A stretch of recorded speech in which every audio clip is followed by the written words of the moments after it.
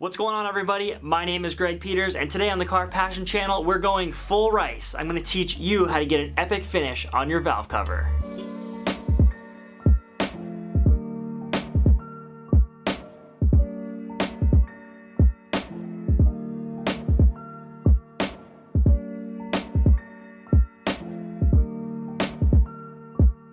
Since I already previously painted my valve cover, I'm just going to use one of my spare intake manifolds for demonstration on the first stage. Now the first part, and probably the hardest part of the whole thing, is choosing your color. It's going to be completely personal preference on this. For me, especially on this build, I got so many aftermarket parts on this engine. Even if I went all black with everything, it's still gonna look awesome. So I really don't like to do crazy colors and try to make things stand out that way. So I'm using black, but not just any black. As you saw in the beginning of the video, that crazy wrinkle finish, it's a paint called VHT Wrinkle Plus. This is the black version. They do red, I think they do other colors as well. They also do a really cool one called Hammerite. And then of course a million other colors to choose from, so you can go any way you want with this. Now for my demonstration piece, I have the top half of one of my intake manifolds. You want to make sure that it is nice and clean. It doesn't have to be absolutely perfect. The paint is going to hold just fine. And then you can either use masking tape to mask off all the nipples, or you can use old vacuum line like I have here, and then when you're done painting it, you just pull it off and it's a perfect mask. Now there is a little bit of technique to spray painting, as basic as it seems. As far as getting the paint onto the part, there's just a couple guidelines you should follow. You should always start spraying before you get to the part, make a complete sweep, and then stop spraying after you pass the part. You don't want to hit the sprayer when you're on the part and then try to do, swipes like that, because you can get uneven splatters.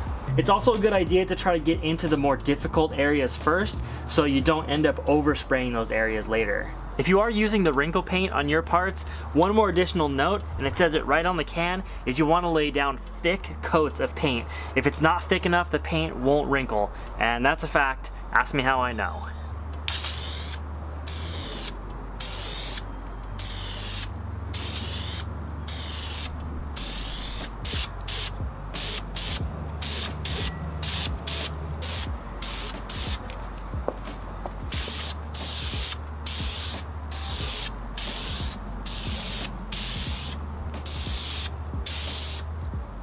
After you've laid the first coat on nice and thick, start your timer for 5 minutes, get ready for a second coat.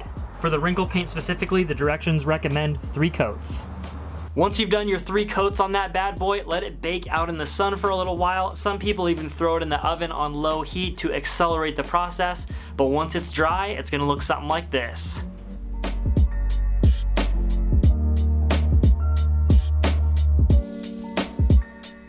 Now, on to the reason why most of you are probably here, the colored lettering. I have to admit that I've never tried this before, and huge shout out to my Facebook friend Steven Landon for giving me this genius idea. I could not wait to try it out.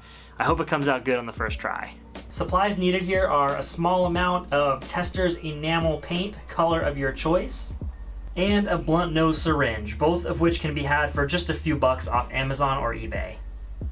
You can probably guess what steps are next, so I'll just let you watch.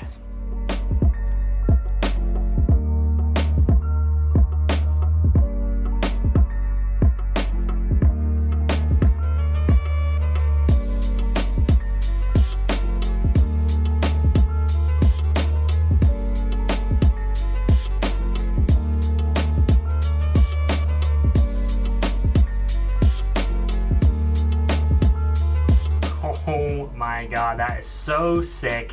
You do have to be really, really careful when you're doing it, otherwise you'll dab little bits of paint everywhere. But that's my first time right there, so I learned a lot from the first couple letters. I'm gonna keep on going.